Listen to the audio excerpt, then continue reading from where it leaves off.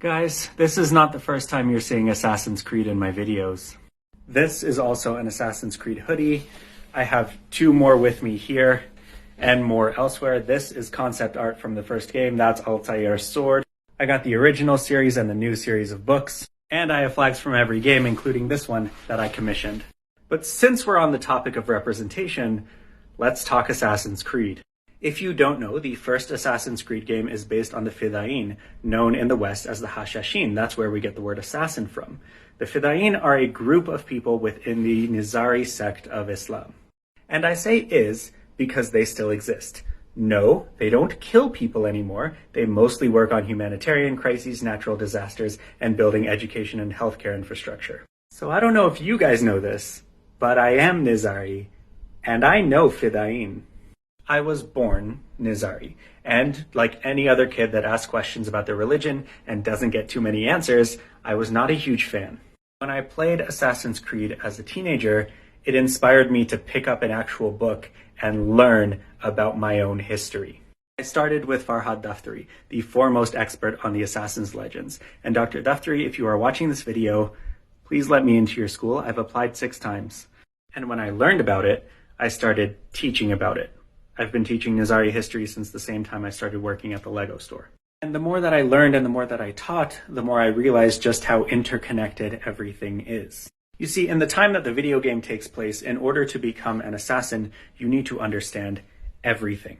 Science, history, politics, poetry, astronomy, rhetoric, everything. You needed to be an expert in everything before you even picked up a sword. And that's the standard that I'm trying to live up to. And for those of you who are wondering if the Lego philosophy guy is like that in real life, I am. I will talk philosophically about any topic. Y'all just like Lego. Because the message in Assassin's Creed, the game, the history, and even today, is that true freedom can only come with knowledge. So when I am learning and teaching, that is when I am truly free. If you scroll back on my TikTok before all the Lego content, which has only been going on for a month, by the way, you'll find some interesting tidbits about Nizari history. And while you're doing that, I'm going to play some video games. Play well, my friends. Yep, they're definitely not assassins, because assassins is a slur.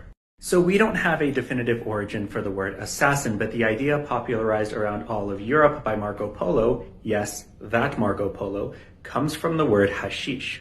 Hashishin or hashishiyun means user of hashish.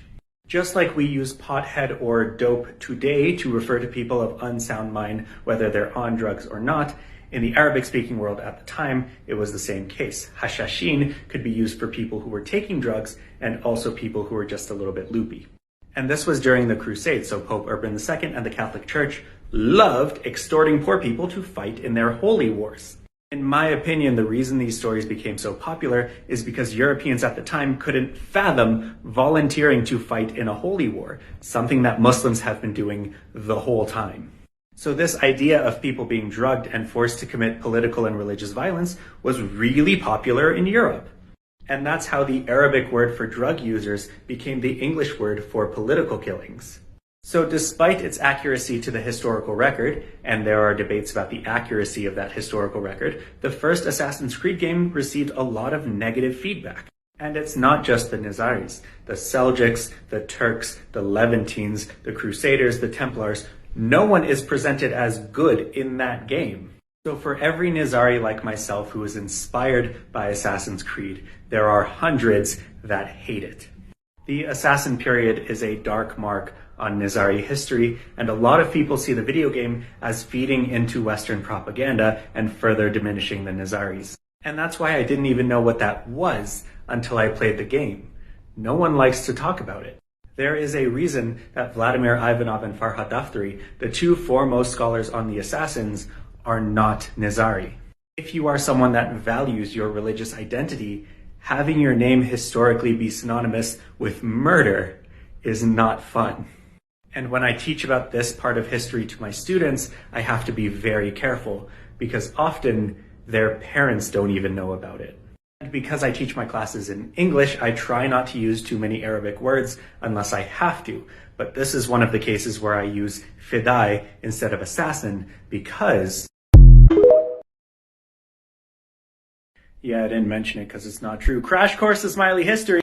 Shia Muslims rely on hereditary succession in order to determine their leadership. In the year 765, there was a crisis of succession. There were 3 brothers. Those who followed Musa Kadhim became the largest Shia group today, known as the Ithnashris. Those who followed Abdullah al-Afta lost their leader and joined the Ithnashris, and those who followed Ismail became known as Ismailis. Because they were the minority group, the Ismailis went into hiding for almost 200 years before re-emerging in the year 909 in modern-day Morocco to establish the Fatimid Empire.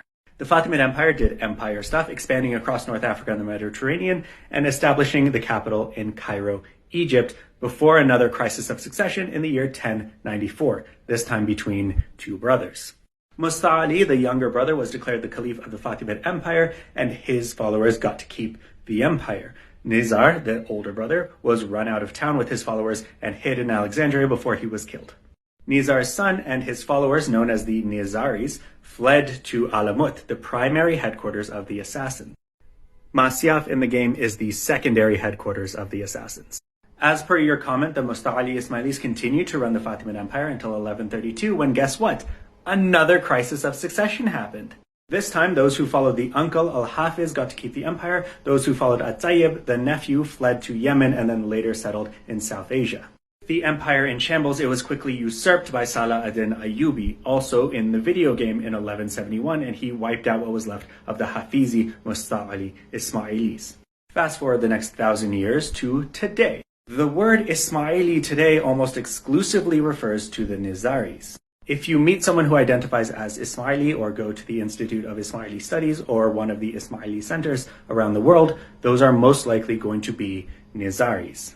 Most of what's left of the Musta'alis are now Bohra, or more specifically, Zaudi Bohra, although there are other groups. So, to correct your comment, both the Nizaris and the Musta'alis are Fatimids, but only the Nizaris also had the assassins.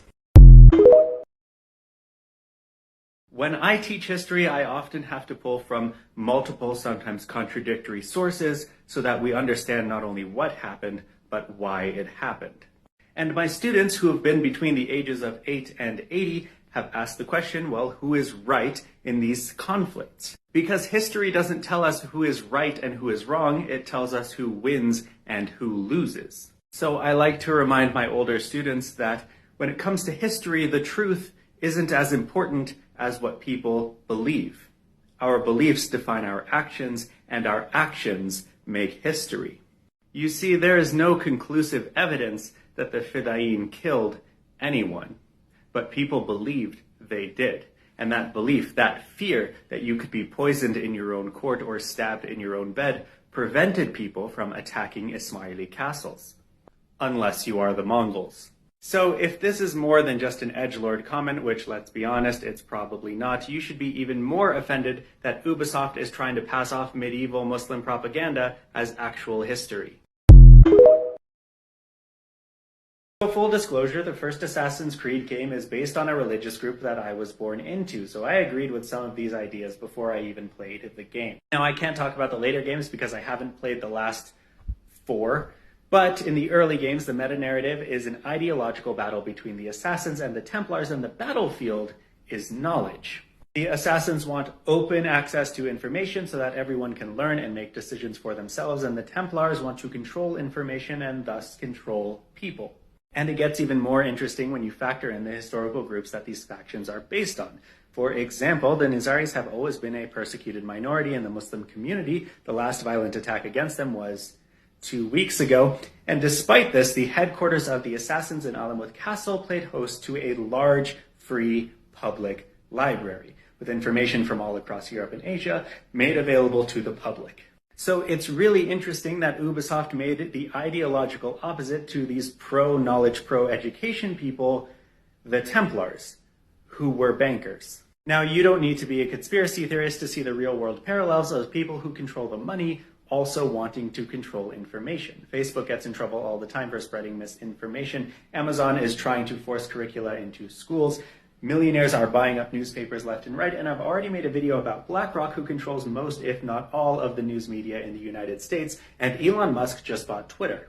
Now, I agree with the assassins in the game in that education is a large part of the solution to all of our problems. If we learn more about other people, we can become more empathetic. If we learn more about how the world works, we can make more informed decisions for ourselves and our future, but that is an ideal. It's not reality, because we have open access to information now, but we still have war and bigotry and climate change. The Templars in the video game believe that people cannot be trusted to educate themselves and make the correct decisions, so the correct decisions must be made for them. And they are correct because they've made themselves correct. And one of the main themes in the story that we also see in the world today is stoking temporary chaos to secure permanent control. This is what we saw with the Patriot Act and what we're seeing now with the Great Resignation. Now, I agree that these ideas need to be eliminated in order to secure a better world for ourselves and our future, but people more extreme than me and the assassins from the video game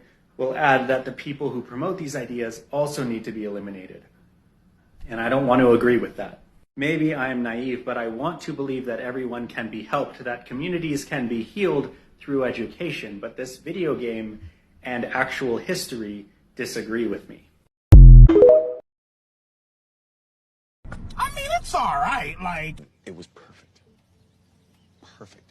Interesting take. Now, I haven't finished the series, but in my experience, Assassin's Creed 1, 3, and Rogue are the games that make you question the morality of what you're doing the most out of any game in the series. I mean, sure, in real life killing people is bad. Shouldn't be a hot take. But in video games, it's usually glorified. But Assassin's Creed 1, 3, and Rogue make you slow down and remember that what you're doing is wrong. Sure, it's the lesser of two evils, but it's still evil. The Ezio trilogy starts with the execution of Ezio's family. Spoiler alert. And so for the rest of the games, you are going around with a vengeance, just killing people left and right, and you are supposed to feel good about it because it's revenge. In Assassin's Creed Black Flag, you are in the golden age of piracy, doing cool pirate stuff, and it's obviously a lot of fun. Now, I've already talked about the religio-historical background of the first Assassin's Creed, but in Assassin's Creed 3, you are playing as an indigenous person stuck in the middle of this war where no matter which side wins, you lose. And in Assassin's Creed Rogue, you accidentally destroy all of Lisbon. Like in most of the Assassin's Creed series, you are the good guy, unequivocally. But in those 3 installments, sometimes you're the bad guy, and the game reminds you of that. So after that viral She-Hulk take and that less viral Pixar take, which were both just grown men being illiterate, I find it really funny that this person or company or whatever just unironically posted that they don't want to feel bad when they kill other people in video games. Like, just out loud for everyone to hear, I want to hurt people and not feel bad about it. In a video game, but it's still pretty sus.